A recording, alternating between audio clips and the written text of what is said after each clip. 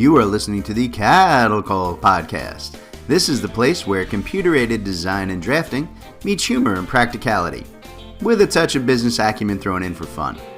Jim and Rocco, the owners of Tech Consultants, the premier U.S. technology consulting firm for architecture, engineering, construction, and manufacturing, discuss the fascinating world of CAD with some humor and some honesty.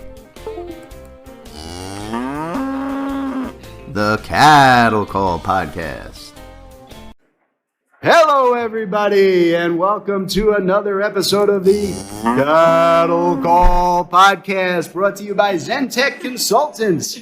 Now, I usually do this with my partner, Rocco, but he's a slug and didn't want to be out here today. So instead, I brought somebody else with me. Who'd I bring? Hi, this is Brian Kindig.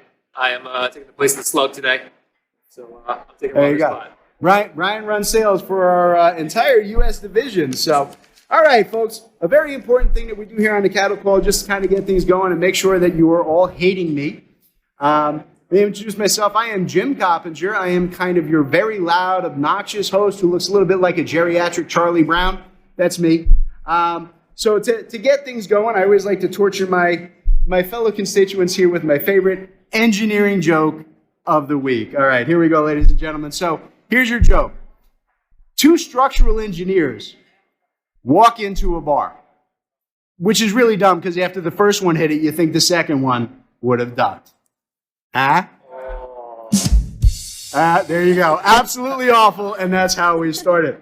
All right, so we appreciate you guys all being out here today at the GBCA Tech Expo. We do this pretty much every year at this point. We kind of tie in with you guys, and we do a little bit with Tech on the virtual setup. But we have Matt de Blasio and Meg Ginsberg here from the GBCA. And I want to, first of all, thank you guys for having us come out. And I want to give you guys the opportunity to talk a little bit about the program, what you guys set up each year, how you set it up, and what your goals are. So, who wants to go first? I'll jump right in. And thank you, Jim, for being here. I'm really happy that it's become almost like a tradition for you guys to join every year. We try. Not only for the expo, but the virtual training series, which previously was taking place the same week as the expo. We realized that was a lot for some people, so we split it up. And But they had to listen to me talk twice, and that's just painful. At the same week, no one wants that. So now your virtual training series is going to take place next week, right? We have a 3-part series. I want to remind everybody out there about that series. Today is a heck of a lot of fun. I hope everybody's enjoying, but we have more to come. So next week, if everybody's available, please register for the 3-part training series which Tech is putting on. Other than that, I just want to thank you guys, obviously, all the exhibitors, all the attendees, the GBCA staff, Meg, Kerry, everybody from GBCA, and the tech committee. We pretty much start planning this event like as soon as the last one ends. So tomorrow, you have something to do tomorrow. Last year was awesome, but we will gather very soon and discuss what went well and what we could do better. And we're going to look forward to next year. So thank you. You're welcome. Yeah, we couldn't do it without Matt as the chair of the committee. He leads the group, and as he said, we'll start planning already for next year, and we can't wait to keep growing each year. This year was our 6th annual Tech Expo, so we're going to get to 20 and plus that, which is great. We're excited for next week. So a few of the topics I did just want to mention to everyone. We'll be doing Microsoft 365 tools for construction. The next day will be digital dashboards and facility controls with Bluebeam Review. And the last day will be construction analytics. So we have a bunch of people already signed up, but there's room for more, and we're always excited to work with you guys. For you all do get fair warning. I am teaching those classes, so you will have to listen to me if you sign up. So there's a drawback that goes along with that. But they should be really interesting classes. We try to focus them on practical use and how you guys can really apply this in your daily work and out in the field. So, as I said, we're glad to have to be here. We do this every year with you guys. We look forward to it as well. It's a lot of fun. And like you said, it's never a question of if we can do it. It's because Matt just starts calling me like by next week. He's like, "Hey Jim, what are we doing next year? Hey Jim, what's the next topic?" Wow, feedback, sure nice. Right? But making it all work. Awesome.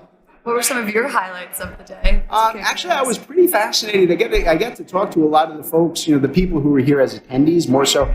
Usually when I'm running the table, I usually wind up doing the tech stuff on the back end, but I actually got the opportunity today to actually talk to a lot of the people who were going around who are using a lot of the tech, particularly like, Bluebeam and CAD and the design stuff in the engineering space, in really creative ways. I had a bunch of folks who brought stuff that I thought, I'm like, oh, we got this great new cool thing. And they go like, oh, no, I've been doing that for like a year and a half now. And I'm doing it better than you. And I'm like, well, yeah, you're right, you are. So made me feel bad about myself, but at least I know that we're on the right track, that people are enjoying us. A lot of really interesting. What did you catch, Brian? Who did you catch up with My today? favorite thing about being here is that I got to learn so much. There's a lot of different perspectives, and there's a lot of different people who bring different experience to this event. And people have different perspectives that help me to learn and grow in my career. And I'm very appreciative of being able to talk to everybody here. I think that's why this event is so cool because you guys are consultants. You focus a lot on training, and you came here for the day and you learned a couple things, right? Yeah, it is. You get to an event like this, and the idea is exactly that. You get hundreds of people from different venues who look at our industry from 30 different directions. And you can always walk away with some new idea, some new cool concept. And I also think you're absolutely right. We feel like we're on the right track with what we're presenting as far as topics. A lot of the speakers today mentioned a few of the tools that you're about to train on next week, right? So Microsoft Office 365, Bluebeam, and there was a lot of talk about data analytics. So those, we've already been primed. We've heard a lot about it. We know they're important. And so I think their classes are going to be really I do have to make a point next year, though. I have to actually get to some of the presentations so I can see what they're talking about. I'm teaching stuff that I don't know what they're talking about. Meg and I always encourage the exhibitors that are here to absolutely partake in the presentations. That's part of, you guys are buying tickets as well. So we want you to talk with the attendees, but we also want you to get the perspective from the thought leaders that we line up. So you hear that. Next year, Brian, you're sitting at the table. I'm going in here to see the show. Of course. That works out. Yeah. That makes me feel better, though, that we're on track. It makes me feel like we're, at least on the right subjects, and that we're contributing. Definitely helped, right? Yeah. Give us some kind of feedback that we're doing good. All right. Anything else you guys want to throw out for next year, or what you want people to do? We're excited. I mean, it's great to see all of this come to life. We've been planning for a year, and we've been talking to all of these people. So it's great to meet everyone and to see everyone having such a great day. It's been really awesome. We're just really, really thankful and blessed. A lot of effort put into planning something like this, and it's been remarkably successful. Everybody's having a good time. Everybody's seeming to benefit from this and learn something. That's all we really want. Awesome. All right. Other than that, I just want to remind everybody to give feedback, right? So make sure to send out a survey. That's how we make it better each year. We recognize what is important to people, what do they want more of, what do they want less of or do away with completely, and that's how we start planning. So it's a good way to do it. All right, awesome, guys. I wanted to thank you guys, Meg, Matt. You guys have been great in helping us get this put together, put this on, and it's been very helpful to have you here. No, we guys. appreciate you guys so much. Thank you, on Brian. Cattle Call. There you go. And I know you guys have some other guests lined up. We do. We got a bunch of folks lined up that hopefully will come up and talk to us and get into some of the good topics and information that we're dealing with. Awesome. So we're going to let We you might guys jump in shift a little out, bit jump and in and out. Yeah, you guys do can some always hop in and giveaways. talk whenever you want. Yeah. Always welcome. So not a problem. So we're going to bring up here. Who we got coming up here next, Brian? Who we got on the list? All right, let's see. I know who this is. Some of you guys told me to come up here. Some of you guys will probably not follow through. I know our first guest, though, is Matt Krebs. Matt Krebs, that's right. There's Matt. Come on, have a seat, Matt. All right, join you guys right in the middle here. Wow. So I got the opportunity to sit and talk with Matt today, and we found out that we have a shared history, and he was very lucky. We both worked at the same company, but there was a separation of a few months, so he got to not actually have to work with me. So, but I was fortunate enough to work with your business partner, Rocco. I'm saying, we got stuck with poor Rocco. Rocco's a nice guy. I miss him. He's a good guy. I don't know which one of you lucked out more. It's a fair choice. It's a good question. We don't know. So you're doing an event today. What event did you just do? So we just did the panel discussion on the future of VDC in the Philadelphia construction industry. Okay. We had representatives from Skanska, Turner, Gilbane, and Children's Hospital of Philadelphia. So small people. No big deal. No big deal. Minor stuff. So that's awesome. That's a heck of a turnout. It was a great panel. I, honestly, when the panel started, I kind of glanced out at the crowd. And this is the way most of them have been. Most of the seats full, et cetera, et cetera. By the time I turned around for the questions and answers, though, the entire room was full. I saw vendors in there. It was jarring. So I heard a lot of good feedback on the place. So I didn't get in there to see it myself, but everybody was talking about your panel, said it went really, really well. Yeah, I mean, that's just a testament to just kind of, I think, that a conference or this expo as a whole, last year we were around 250 people. This year we're at like 340. So seeing that year over year increase is really just driving the turnout here. And and making these sessions so much more entertaining, because when you have 4 heavyweights like that on a panel, you want to preach to as many people as possible, get as many people involved as possible so that they can see what these companies are doing and really spur innovation at their own places of business. So it's really exciting to get them together and have those conversations. That's awesome. So we were talking this morning, like I said, so you dodged out of having to work with me, but where are you now? What are you doing? So I'm the VDC manager for Intech Construction. Okay. And we were having a little bit of a conversation this morning. What I said I wanted to hit with, touch base with you. We were talking about Procore, and you guys are using Procore. We do. And we're going to have Procore up here in just a minute, Chris, so we're going to bash you a little bit for a minute, so please bear with. We will get to the good stuff in just a moment, I promise. And one of the issues that does come up, right, we are at Zentech, we're a certified Procore consultant. So we do a lot of work with folks, helping them optimize, configure, get Procore to work the way they want it to. While Procore is an amazing product, I love it. It's not always where you need it right out of the box, right? And getting the information from module to module, from component to component to share and show the way that you need it, not always the easiest thing, right? Agreed. I mean, there are a lot of benefits to a common data environment like Procore, right? Being able to have a single source of truth of the entire project, it's life-saving. However, with the modularization and the reporting on each of those modules, not really being able to out of the box kind of communicate across each other, right? It's prohibitive for us to do certain reports, things like burn rate. We want to be able to compare things from these different modules to calculate that rate that we're hitting. And really, with the lack of that cross-module communication, it's pushing us out of the platform, which is kind of the opposite of the entire point of all of this, right? The entire point of it is, here's your single source of all the information that you need for the project, but limitations to that cross-module reporting prevent us from really using it as such. Right. Hey, Brian, let me ask you, right? You do the sales stuff, you talk with a lot of our clients who are working every. Is this something you hear from them as well? Yeah, I've heard this from clients. I've even heard this from people today, that integration is one of the most important things when it comes to your technology and your software. And without that, you're really fighting 2 battles. You're not able to have everything in the same place. You can't have any cross-communication, and you lose things. That's when you run into trouble. Yeah. And then, when you add in kind of the modularization of kind of the platform. Thank you. It's a 3-point vocab. I know, right? It's a Scrabble word if you ever need one. Watch out for that triple word score. But when you're talking about the modularization of these platforms and the annual construction volume pricing of them, it almost becomes cost prohibitive to take advantage of these new tools, like the BIM model viewer, like the analytical tools that are built into Procore. Because, for example, for something like the BIM viewer, I mean, I think it's widely accepted, at least for the audience here, that BIM is something that is just natively built into the industry right now. Yeah. However, there are still jobs that aren't going to use it. We have an entire section of our business that is dedicated to renovation and interiors. They're quick churn and burn projects. They are not BIM projects. They're just not. Yeah. We're getting 2D CAD drawings, and that's it. We're lucky if we even get CAD. Most of the time, it's just PDFs. Yeah. So if we were to invest in, let's say, that BIM module, we are now going to be paying percentage points on 40% of our portfolio that will never use the tool. Never going to use the tool. And when you put that bill in front of an executive, that's going to be the first thing that gets the chopping block. Yeah. And so really, until these pricing models adjust a little bit to cater to the nuance of our industry, it's really going to be tough for mid-sized, smaller GCs to take advantage of these big tools. And they're really going to be limited to your big players in the industry. Yeah, and that really is where the focus has been, and primarily for that reason. But one of the things that I did talk with Matt about this morning, right, something that we've been getting into at Zentech to kind of help, with that cross-modularization, is the concept of Procore Analytics, right? And using analytics in conjunction with Microsoft Power BI, right, which gives you the ability to use Procore and the entire database of Procore as your data source for mining, and to be able to take all of that information that's coming from all those separate modules, bring them together into a really user-friendly graphic platform, right, that updates in close to, not real time, but close to real time. You can set it to like an hourly update kind of thing.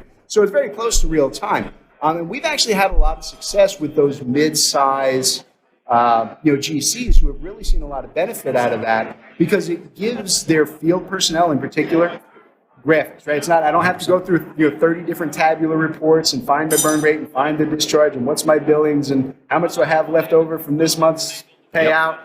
it's all right there in a graphic form in front of them. They can see what's up. They can look for their key performance indicators and find out what's going on. So we've really done a lot with that, and I think that really is the best way I've seen from the Procore side in really trying to close that gap. I don't think that the native built-in system. I think you're dead on with that.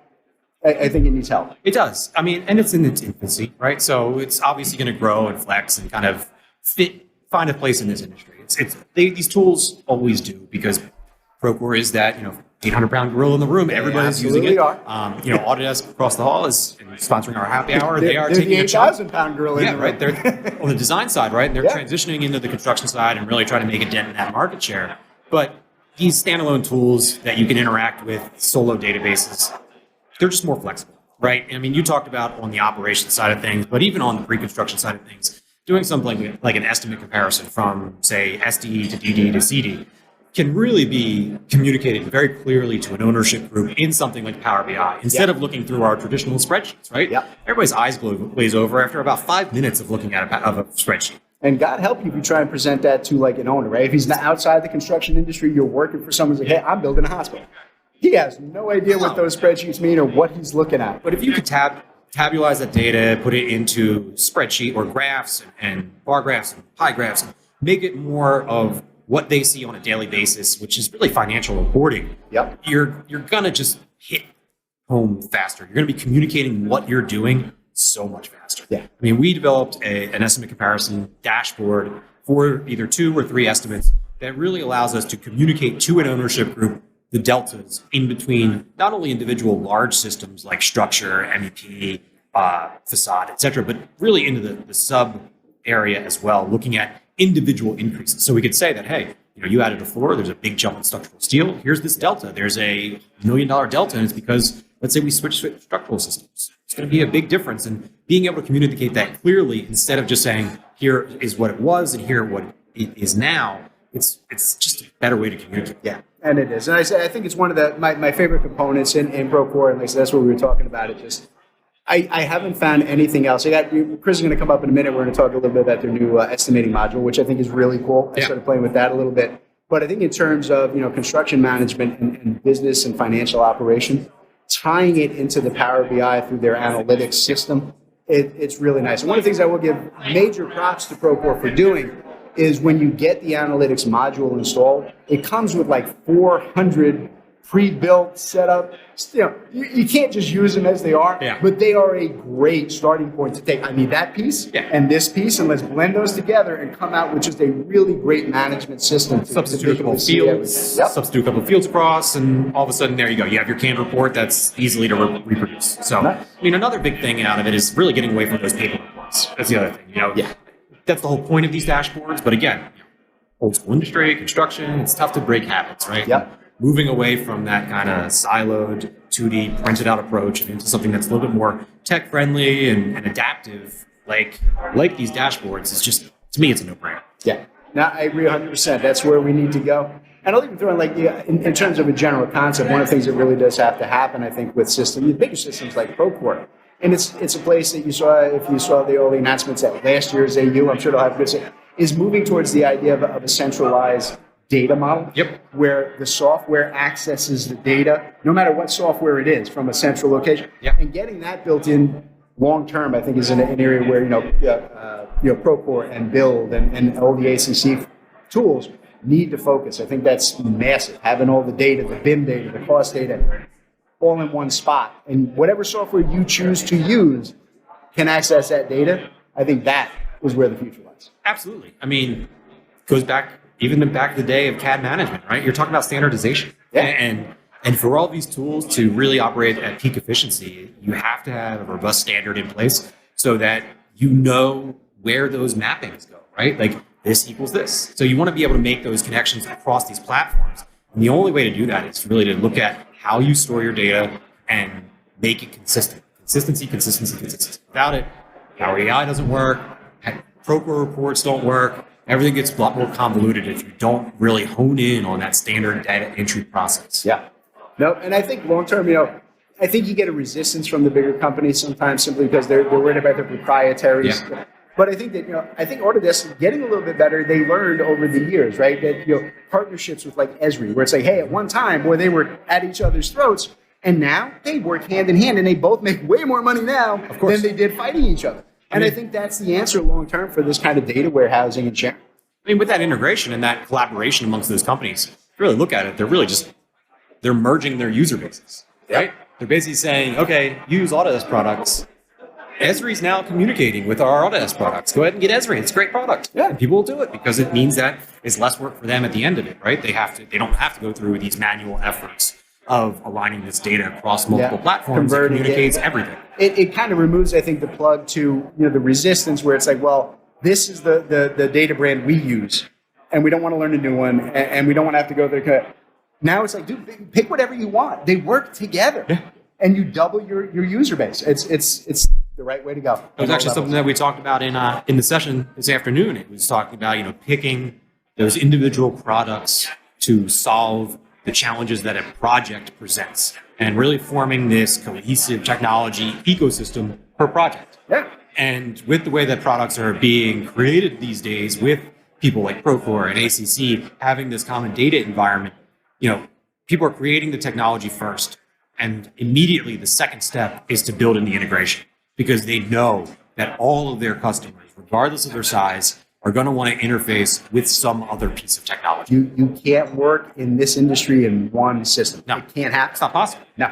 Because you have mandates from owners, you have your own internal decisions, you have mandates from subs, you have all of these different kind of stipulations around these projects, and you have to be flexible enough to bounce between them and make sure that the tools that you use are able to bounce between them as well. Yeah, that's the right answer. So there you go. See? So we beat up on Procore a little bit, but we're going to get nice to them in a minute. I mean, they have a place, everybody has a place in the industry, and people like companies like Procore have proven to be invaluable by creating that single source of truth for a project, and for owners for that matter, right? Like the idea that anybody can go into this project portal and really get a history of how this project has come to be is huge. And there's really no way around that. And that's only available due to companies like Procore, companies like Autodesk, who are putting out these products to be able to do just that. It's a good system. So Matt, appreciate you taking the time to be on, man. Pleasure, brother. Pleasure. Thank you. Be good. Of course. Giving us quite a bit of fuel for our next guest. I'm saying. There we go. All right. Who we got up next here, Brian? All right. Next, Chris Kearney. We'll be talking about the Procore estimating model. We got some. Here we go. Hello. Who we How got are here? you? Aurora Giannaroga with Imagine It Technologies. Oh, excellent. Imagine it. I was telling a story to Brian before I came this close to running your Northeast division. Oh, wow. Yeah. Wow. Actually, I was on the block. I had to turn the job down. But no, I love Imagine. Imagine's a wonderful Autodesk partner. Yep, we are the number one fully certified construction partner in North America for Autodesk. We also do write the training coursework and do a lot of consulting for Autodesk related tools. And then we're the number one partner for Leica 3D scanning. Okay, very nice. Yeah. That's excellent. No, the scanning stuff, that's kind of cool, because that's something we're just getting into ourselves. A little bit on the lesser side. We've been working a lot at Zentech in the internal scanning, using Matterport and the internal, the Pro 3 models, and kind of taking that to the outside. But when you're doing a high-end, high density 0.5 laser scanning externally for civil work in particular and externals, that's a whole other level of infrastructure and setup and the point cloud setup.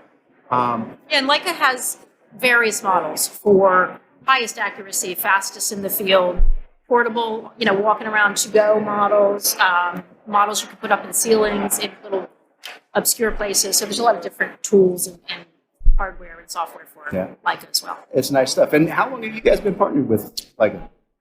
Oh, years. Years? Years. Get used to doing it forever, right? I don't know the number, but years, many years. Yes. Good.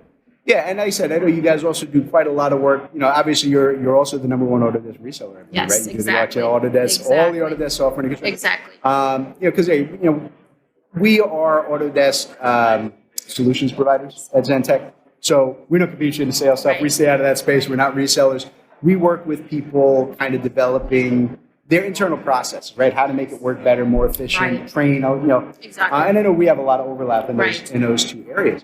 But we have just seen an absolute boom, I guess, over the last 3 years of people who are really interested in not even so much training on the software, but training on industry process, Yes. right? And how do I work this from a construction management side? How do I take and handle the BIM models in the field, Right. Kind of. I think we're seeing a lot more of the step up of the construction world adapting to that 3D modeling, the 3D BIM structure we just talked about with Matt. Exactly. Where have you guys been going in that road? What's your main focus there, and what's your client base? We have clients throughout the AEC space, throughout the manufacturing space, throughout the entertainment space. But specifically in the AEC space, we're seeing a lot of that service provision. We're doing a lot of BIM managed services, really, again, helping firms improve their processes, become more efficient, become more productive, do more with less, right? Right. The hiring market, still challenging, right? So design Absolutely. automation, how do we automate some of these processes and do more with less and become more efficient? And managed services, it's very hard to find those key employees. So a lot of firms have turned to us as an outsourced part-time managed service provider for that kind of support. No, that's a good tool to use. And you're absolutely right. I mean, I think just about everybody we spoke to here today, every company in this entire expo here today has all said the same. We can't find people. Exactly. There's not enough trained people out there. Ryan and I were having a conversation earlier that the numbers are crazy. Something about like 60% of the entire construction, particularly on the back end, the management, Right. the design side, are over the age of 45 and planning to retire within the next 10 to Right. 15 years. Right. And right now we're looking at about 15% of that being replaceable, Yes. which means we're just looking at massive shortages, both in the tradespeople in the field and the people doing the estimating, the construction management, and the back end design and Exactly. BBC work. And there's got to be a way to do that, right? And it comes down to efficiency. Yes. It comes down to understanding technology and training, right? This is an area where both Yes. our companies work Yes. together, right? We do a lot of this stuff. Right. And we partner with Microsoft, who's here today as Right. well, right? We're sponsoring the event. To make sure that people are training their staff. And I know it's a little bit of a sales pitch, folks, whether you want to hear it or not, but here's what I'll tell you. If you don't train your staff, it is actually listed as the number one reason why people leave. Exactly. More so than salary and vacations. Lack of training. Absolutely. Because nobody wants to get stuck in a scenario where they're working on software or systems or procedures that are 5-10 years out of date, because now they're no longer hireable. Right. And they want to feel they're invested in, especially the younger employees. They want to feel that you are training them, investing in them and their future. And that's another service and a tool. We partner with Eagle Point for the Pinnacle Learning Management System. Yeah. And so that has all kinds of training content, from the Autodesk tools, to which we write the coursework and training for that, to Bluebeam, to Microsoft, to Adobe, to HR, to safety. Yep. It has all of those platforms. So a lot of firms are starting to adopt now an LMS, an e-learning platform, to onboard, to train, to improve their employee skills. We worked with Pinnacle when they first came out, and I said, one of our marketing director, her husband was one of the founding members of Pinnacle back in the day. And we worked with them. I used to work with like AMS, which is an older Autodesk reseller. And one of the things I always did like about Pinnacle, and I think they still have it, you can tell me if they do or not, used to actually be able, there was a module to it that you could actually adapt and customize to your own internal processes. Yeah. So like I said, for onboarding and HR reporting and things like and that. that's the most important part, is that they can be customized to that firm's processes and standards and workflows. And that's It comes back to integration, like we were saying earlier. That's one of the most important parts. Right. I was just going to ask, have you seen a higher adoption rate among younger employees and younger companies for training in this regard? Yes. Yes, I think so. We have seen, especially the younger staff, when we get them trained properly on how to use a learning management system, an e-learning platform, and make sure that, that it's warranted, let's say, that the management wants them to improve, and they give prizes for the heavy users. We do see them using it. Okay. And it's downloadable content too, so if they're on an airplane, they can do a training module, things like that. That's great. It's a wonderful setup. Yeah, and I said the key to it all is training and keeping your folks engaged. And the more they're engaged, the happier they're going to be, and the more efficient they're going to be. Exactly. It's a Finding simple. ways to train in the environments that they already exist, Exactly. adapting to their environments and how they want to learn is going to be the best way to move Right. forward. Yeah. And showing them that, hey, there's all these products. Maybe we can do a little more learning on something new and improve some processes, right? That's one of the things we saw here today. We had a lot of the folks coming by because we're huge Bluebeam, not even resellers so much. We do a lot of development and back end configuration, but we had a lot of guys who listen to the cattle call, who hit Zentech online and see all the stuff that we do, who are excited about like this is a new process that I can bring to my company. Nobody else in my company is doing this, and I'm putting this together from the ground up to show them, and they get so excited. And that's what you want in your employees. You want people who are going to be excited about the technology, the benefit it's going to bring, and it's going to give them the opportunity to advance up through the corporate structure and enhance their own careers. So I think it's a win on all levels. That all sounds very positive, although I'm going to give you a bit of a negative from the sales end. When we see that, there's often going to be pushback from management. And they say, oh, well, that sounds great, but it's not going to cut it. It's not going to bring me in extra money on this job right now. So that's what we're seeing. It is an investment. It's an investment in your employees and your staff. However, it's more important to have a trained employee. Have an employee that's trained. I think it was somebody famous said this. It's better to have a trained employee leave than an untrained employee stay. That's that's so true. It's always one of the old business saws. What happens if we train them and they leave? What happens if we don't and they stay? Then we're really in trouble. And there is some pushback sometimes on the older population where I think I've been doing this so long they're resistant to learning new things. Yeah. But if it's done well and it's positive reinforcement, and I think that can be overcome. And that's what I usually see. Being me and being as old as I am, looking like a geriatric Charlie Brown, I can actually tell them, like, look, dude, I'm the technology guy. I'm the guy who teaches your young staff how to do this. Right. Look at me. If I can do it, anybody can do this. It does not require a young, spry brain. Exactly. Grumpy old guys like me can do this too. It's not a problem. I learn new software every day. So. Excellent. So, Aurora, thank you so much for being on. I appreciate your time. We have a giveaway, so we're going to do our little giveaway now. Yep, absolutely. Do a giveaway. All right, so what do you so got? pull that up. What are we giving away? Giving a gift card away. Okay. So we have Stephen Clive. Stephen Clive? Klein. Stephen Klein. Stephen Klein. Going once? If he's not here, we will. Oh, there we will. We will email. Oh, and I was going to take it. We've got a You just winner. ruined my whole day, Steve. Thank you I thought I had a gift card, Thank man. you. Thank you so much. Congratulations. Thank you, Take Aurora, care. for being on. We appreciate it. Congratulations, Stephen. There you go. Enjoy. Who we got up next here? We got Marty. Hey, Marty, how you doing? Work order. Welcome. Pleasure. How are you guys doing? All right. How are you? All right. So who are you with? Great What to are you see doing you. here today? Marty Cornish from Work Order AI. We're an AI quantity takeoff software. Oh, very so nice. Helping estimators save a lot of time on their takeoffs. Okay. So here's we do a lot of work. We're used to like traditional estimating, so we do a lot of work with Bluebeam, PlanSwift, OST, things like that. Where are you different? What do you guys do? How does yours work that's different from that? Well, the big paradigm shift with Work Order is that rather than clicking and tracing or clicking and counting, you do a quick setup. So you do, with AI, you got to give it a prompt. You do a quick setup. It's about 5% of the work.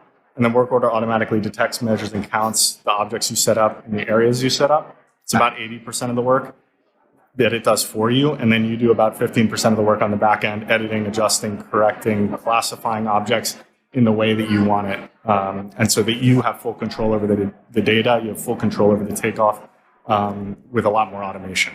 That's pretty cool. So when you do the setup, right? When you get, is that a project by project, or is something you can kind of set up a default standard for your company for the type of work you do and reuse that on job over job? Right now, it's project by project, and so basically the workflow becomes you draw a box around the floor plan, you define any labels you want to detect, any symbols you want to detect, any tables you want to detect, and then you can match those tables, the properties from those tables, like a door schedule, for instance, or a room finish schedule. You can match those up with their respective objects in the plan view, and so you can get everything broken out with a lot richer data set than even a human estimator would with their naming convention and that measurement. So, Gotcha. So you're kind of tying it down, I'm guessing. Like, I don't know your system, you tell from right. It's using like an OCR, like an optical character recognition, to find the data on the plans and kind of use an AI source to filter that and tie it back into the table? Yeah, we have 7 different AI models inside our product, and then there is an OCR component in some cases. There's text in some cases. PDFs are all very different. As estimators, we know that every plan set is different, every architect is different. PDFs are also different in the way they're structured, and so depending on how the document is actually structured, we process it in different ways. And so we try to use everything that's there, and while still going to the lowest common denominator, so that regardless of the PDF, regardless of the stage of design, you can always get some level of automation from that. Nice. That's a great set. So here, you made me think, right? You said you were with architects, and here's the ultimate nightmare. Right? We know that there are still architects out there who love to use their hand lettering fonts and their how does your system deal with that? No, still, I mean, that is the lowest common denominator. It's like, sometimes the actual text is an image in the PDF, and so we recognize that. That's where kind of OCR comes in. But you got to pick up whatever is in the drawings at whatever stage of design. So if it's an early stage conceptual, you'll get all the walls, doors, windows, rooms, but you'll just get whatever's there. And you won't get labeled objects. You'll get interior and exterior walls will be as far as the classification goes. But later stages of design where you have labels, it'll automatically create wall groups, for instance, based on each of those wall labels. It'll label all of the doors according to whatever they are, whether they're grouped by type or each door has its own individual label. It'll detect symbols if it's later stage design where everything's there. So really working with whatever stage of design the drawings are in, whatever kind of level of detail that the architect puts in. Right. So that's a very question. The theme of today is integration. Does work order integrate with other programs? Yeah. Our vision is that everybody at all stages in the workflow should be working from the same documents and the same data. So, that data inside work order is accessible via API, so it can integrate with anything. We have integrations right now with Estimating Edge and with Struction Site, but more to come as well. And I think that's good. Nice. Integration is important. It's good stuff. That's a cool product. Yeah. Hey, we had a chance to look at it earlier. It's pretty cool stuff. If you guys haven't checked it out, give me your website. Tell them where to go to look. Yeah, it's Work Order AI, and what we found is the best people to start with this is actually junior estimators and interns, which is somewhat counterintuitive because the senior estimators know a little bit more about what they're doing. But what we found is that a junior estimator can go in and they can estimate in Work Order 4 times faster than OST Bluebeam plans with. Whereas the senior estimator is only about twice as fast. It provides that junior estimator the ability to jump right in and have a lot of success in the product and become more successful on the team. So that's kind of the right place to start with. And feel free to reach out if you're interested. Perfect. And I will actually agree with that. We've got a number of products that we work with on the civil design side that have built-in AI, and it really pays the biggest dividend for the junior folks who are just learning it, because they can get 60% of the way done with the AI, and then they can sit with the senior folks who go, okay, here's what we're missing. This is what we have to put in manually. That's the bit. And it's a great learning operative that, instead of having to have the guy who's been doing it for 20 years sit and handhold them on every single step. That's exactly. You can get, the bulk of it done and out of the way. So it's a great setup. Yeah, that's a great place for AI. So great. Thanks for having me on. No problem, Marty. Appreciate it, brother. Great job. Thank you. Thank you. Thanks, guys. Yeah. All right. Who else we got? Who's next up on our list? We got more folks coming up into the hot seat. How you doing? Guys. Anthony. How are you? Nice to How meet you you. doing? Pleasure to meet you, man. Nice Jim, to how meet you doing? as well. How's it going, All right, guys? so tell us about yourself. Where you're from, what you doing. Yeah, so originally from South Jersey. We won't hold that against you. We're Well, lying. We're going to hold it against them. We will. No. So, hey, close enough to Philly. So, Eagles fan, the whole nine. So No, you cannot be on my show. No, I'm sorry. No New York. I'm from, influence. I'm, where we I'm are, from right? North Jersey, brother. Oh, I'm a yeah. Giants fan. We No, don't I do shouldn't it. say that after though. Yeah, you should We've keep been that taking quiet this year. But yeah, so I work for PCS. We do IT support and consulting. So we actually had a member of our team, Ryan Robon, speak today about cybersecurity. So we help businesses, all types of businesses, but specifically in the construction industry, do everything from managed workstations, help desk, networking, high-level networking, cybersecurity, and really just run your business from an IT standpoint. All right, that's awesome. It actually ties in really nicely. I'm glad you sat down. One of the things that we've been doing just an absolute ton of here at Zentech, we just got back from Consult, the National Security Foundation Forum. We're working with SIA to try and build out an industry standard for setup. We work very heavily in Bluebeam. We do a lot of work in Bluebeam in helping security camera firms working with like Bosch International, their security division, who we just found out last night maybe sold off.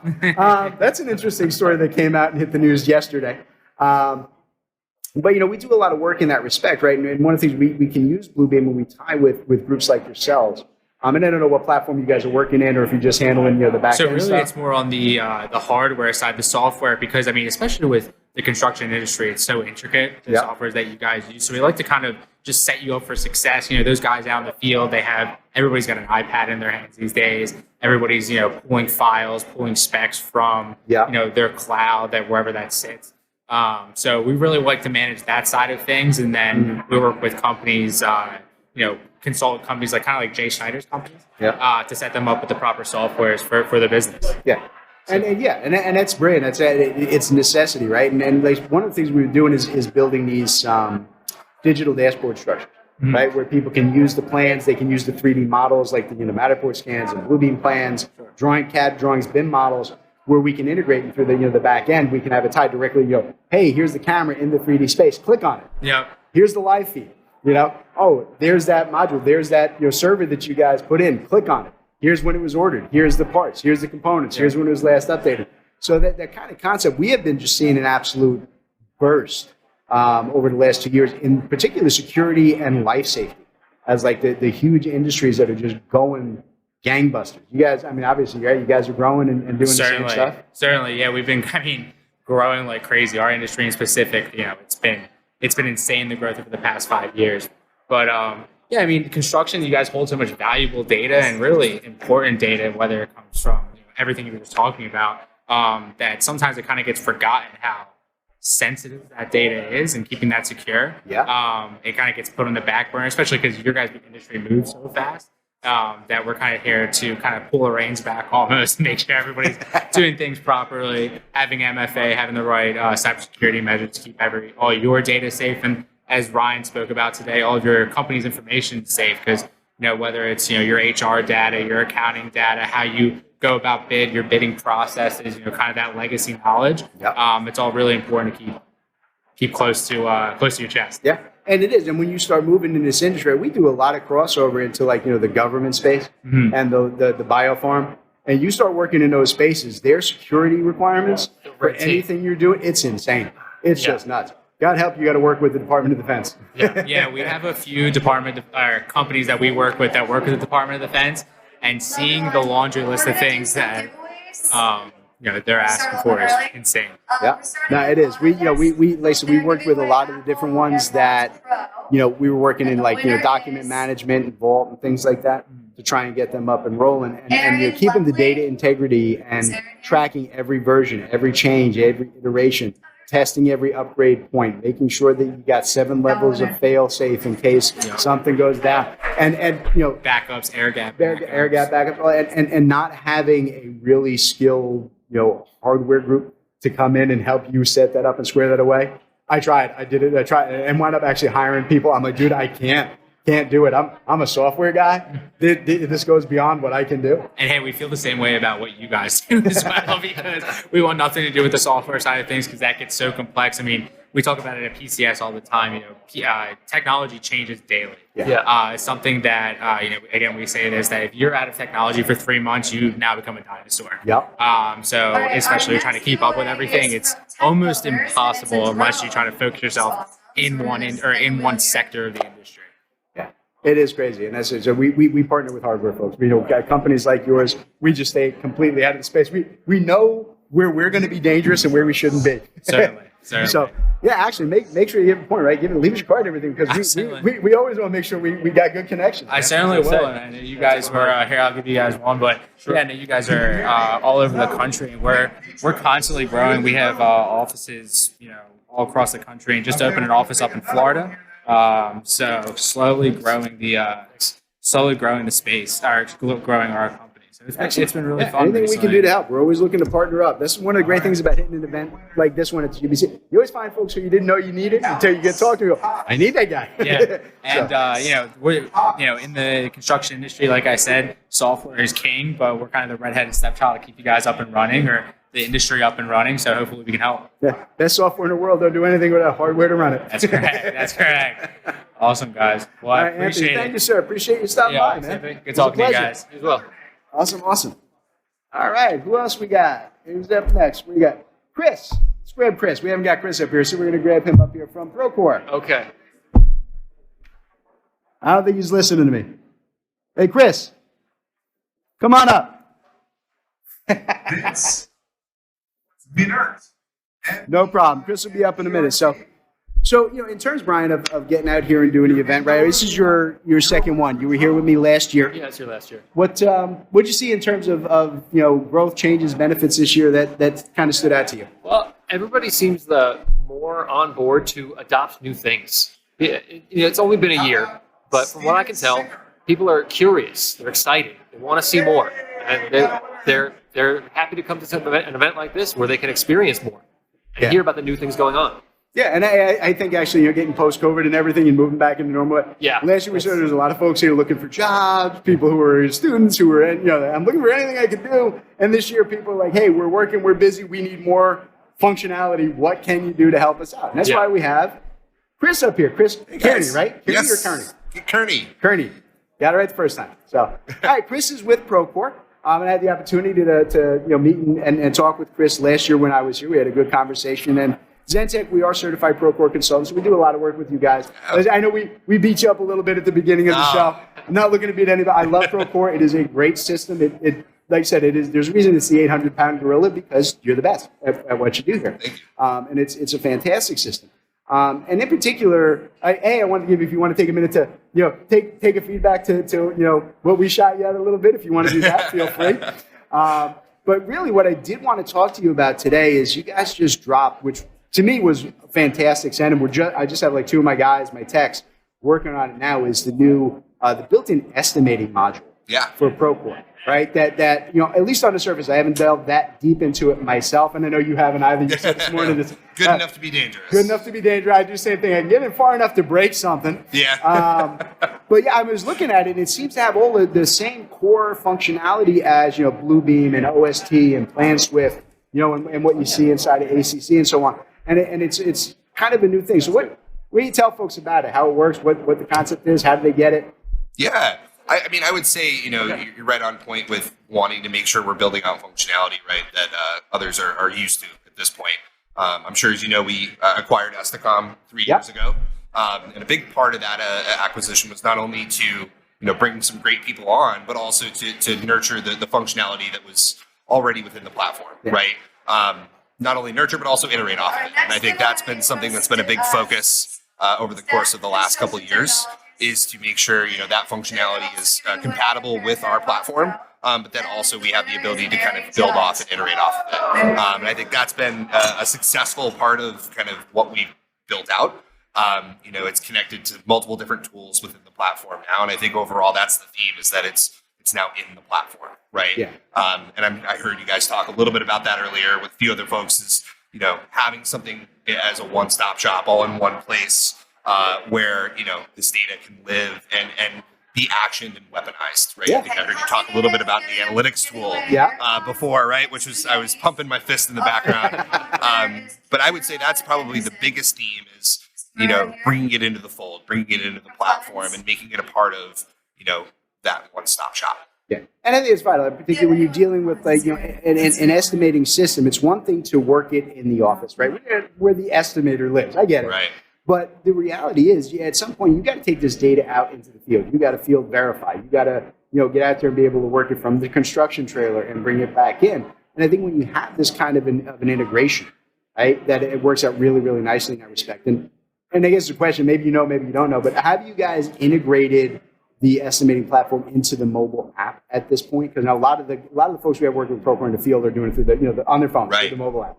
I don't know how easy that would be to do. I haven't looked that deep into it. What do you think? Yeah, I might be checking my notes, quote unquote. But from a mobile perspective, I know one of the things that we've focused on are, takeoff capabilities, right? So smart takeoff capabilities, auto area takeoff, auto count, 3D takeoff, and pulling in components from something like a Rivet model. I think that does show that we're trending towards that direction of mobile capability and capacity. And that was one of the things that really impressed me. Like I said, not too deep into it, but just on the surface and the marketing, watching the videos, like, whoo, Yeah. is that actually the 3D capability, the Yes. integration to pull from the 3D BIM models for estimating, get actual component data, and pull that? It's like, you guys can pull that off. That's pretty cool stuff. Yep. You know, when you can actually just start, disassembling the model, right, the BIM model, and pulling that data into pricing tables and costing, and say, yep, this is what it's going to be. That's pretty neat stuff. Yeah, and I think, look, building that historical repository as well, right? Be able to go back and refer to that, that information from previous or even current projects without having to go outside the platform again, kind of going back to that theme is also a major focus as well. Nice. So what else you guys got going on at Procore you want to tell people about? Well, as you know, we had our Groundbreak conference last month, took over Chicago. One of the big announcements coming out of that, obviously, was Procore Pay, the ability to process payments within the platform. That's a very big initiative, one that we're working, we've been working on for quite some time, and I know will be a huge focus as we look into 2024. And then the idea of connection, right? Procore Connect, being able to connect different different Procore instances to one another using various tools. So I would say those are the two main focuses we have as we round out the year and look ahead to 2024. And I would say, from our client base, those are both really important. We had a lot of our GCs in particular who were thrilled at the Procore Pay, the ability to be able to handle their subcontracted payment right through Procore instead of. Absolutely. A lot of the third-party integrations work well, but they're not always consistent. Yeah. And if they can handle more and more in Procore themselves rather than, we have to push that out through Sage and we have to pay it there and then we have to import it back. That's the kind of stuff that throws people and they get frustrated with, And like I said, all of the other stuff with the integrations, it's the right way to go. Yeah. We're seeing a lot of people who are getting real positive about it, and that's good. Like I said, here and the negative, like we said, right now I do still feel like Procore needs to do a little bit more for that small medium sized guy. I think that's an area that we all want to focus on, right? Because it's a huge client base for us as Procore partners. And it's wonderful for the really big jobs and the real giant guys, but bringing it down to a more sizable set. And like you said, the integration for I've got like 2 or 3 clients who they're a GC and they're an HVAC installer and they're an electrical contractor. Right. They got like 3 companies under one umbrella. And they're like, well, do I use one Procore account because I can't get the electrical to talk to this?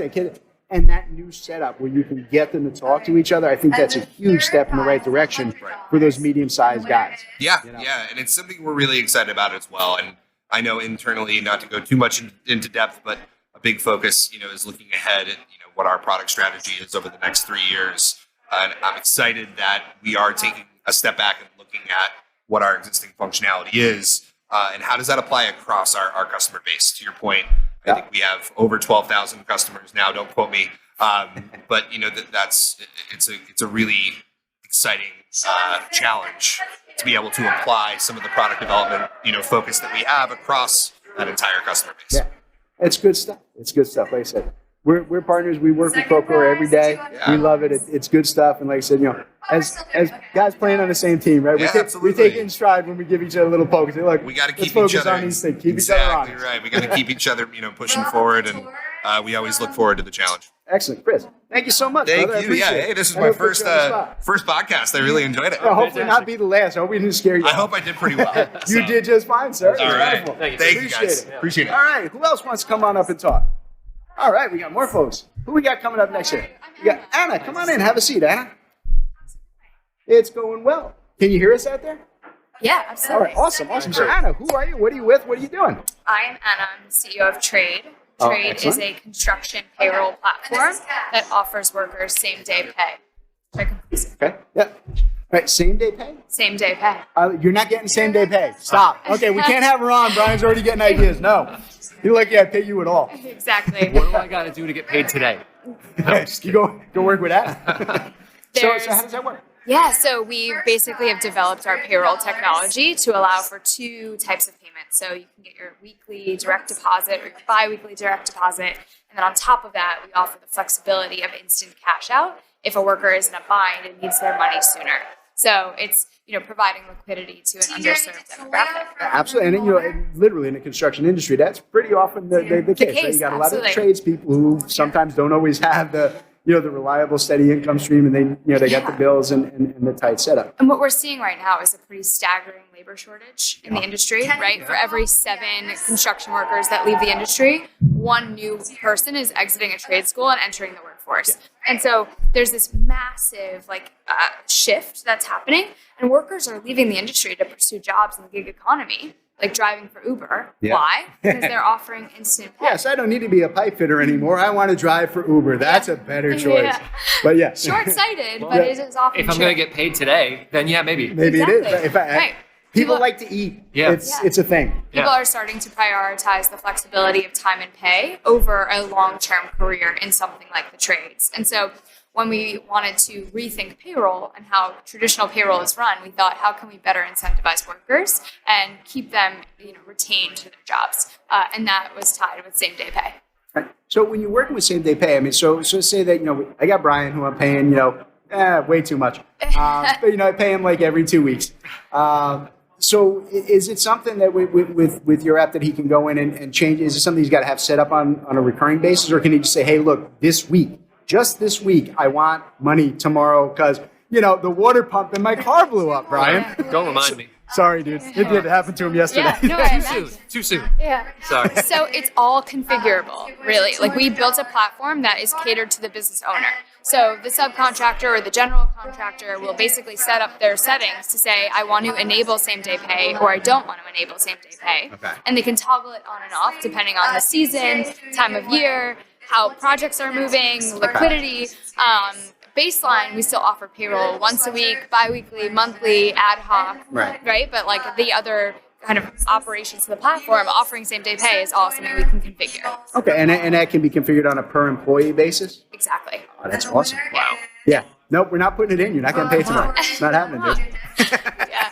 He keeps trying. We have to, it's hard to change thinking in this industry, right? Like we're very set in our ways. We've done things the same way for 20, 30, 40 years. Yeah. Rethinking payroll is a huge leap that we have to take. But in order to think big and think to the future of construction, we have to start thinking this way. And I think it's absolutely amazing because there are just times when you're working a job, particularly with subcontractors, where it's like, look, man, if I don't get my money, I ain't gonna be on a site tomorrow. Yeah, my And workers sometimes you just gotta, all right, fine, I can cut your money, it'll be there tomorrow by noon, and it works. Or the job stalls. Yeah. And that happens more often than you think. Yeah. We have jobs stalled right now. Yeah. Because payment is Payment is pending. being delayed. Yeah. Last year, slow and late payments cost the industry $210 billion in losses. And that's almost as much as I pay Brian. I want his job. I'm saying, so do I. That's amazing. But yeah, like people not getting paid is resulting in work stoppage, high attrition, right? We need to stop the hemorrhaging that's happening so downstream. No, I agree. That's a wonderful setup. So where do people get this? How do they get it installed? How do they get some demos and see how it all works? Absolutely. So if they go on our website, buildtrade.com, they're able to access a link for a demo. They can schedule time with me personally if they'd like that experience. And that is very lovely. You're going to enjoy it. Yeah. Schedule time. I'll crack a few jokes, whatever you need. So once you go through a demo and get to experience the platform, we can get you set up really quickly. Excellent. Yeah. Perfect. Thank you so much Thank you for having me. I really appreciate it. Yeah, It's a absolutely. pleasure to meet you. Nice to meet you too. Thank you. Awesome. Of course. I hope that was All right. fun. I think, do we have anybody else who wants to come up and talk about what they are, what they do? No? Thank you. That's right. Brian and I can talk and kind of wrap it up in here.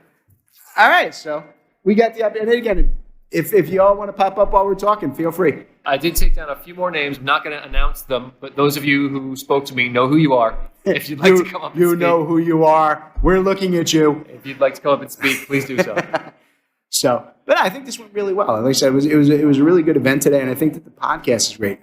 What's always surprising about an event like this to me is that you get so many people doing like I wouldn't have expected like someone like Anna to come up and talk about pace, how you pay people in time. And, It's not on the forefront of your mind, but there's changes going on in the industry, and there are people who are tapped into those changes, leading the charge, and they're convening here, and you can speak to them, and they'll tell you all about it because they're excited about it. That's what I like about it the most. It is. People are It's excited. pretty amazing stuff. Like I said, we tend to live in the design build world, and we think that's everything. And we come to an event like this, which is focused around it. You think, oh, everybody's thinking the same way, doing the same things we are. And I'm just stunned at how many people are here who just do things. I'm like, I never would have thought to see something like that here. But you talk to them, like, yeah, that absolutely ties directly to our industry. Yeah, everybody has their own worldview. They have their own personal biases, whether they like it or not. And when you get to a place like this, you get to really see different views and different biases and think about things that you wouldn't have necessarily thought about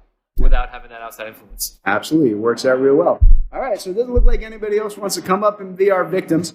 So with that, folks, we are going to get out of here. So I want to thank you all for listening in. I hope we didn't torture you too much. And we're going to bounce, and we'll catch you next time on the Cattle Call Podcast. All right, everybody. Today's Cattle Call was brought to you courtesy of Zentech Consultants. That's Rocco and I. Zentech Consultants works with design and manufacturing firms to help our clients purchase and implement the software that they need in these complex industries. We provide a single point of contact for clients to buy, develop, and learn the most vital software systems for your specific needs. Zentech strives to be your trusted technology partner from your initial needs all the way through long-term support and training for your entire staff. So Rocco, why don't you tell them how to reach out to Zentech? All right, yeah, you can reach out to us through zentechconsultants.net. You can email us at sales@zentechconsultants.net, or you can even call us 866-824-4459. Excellent. We look forward to hearing from you all.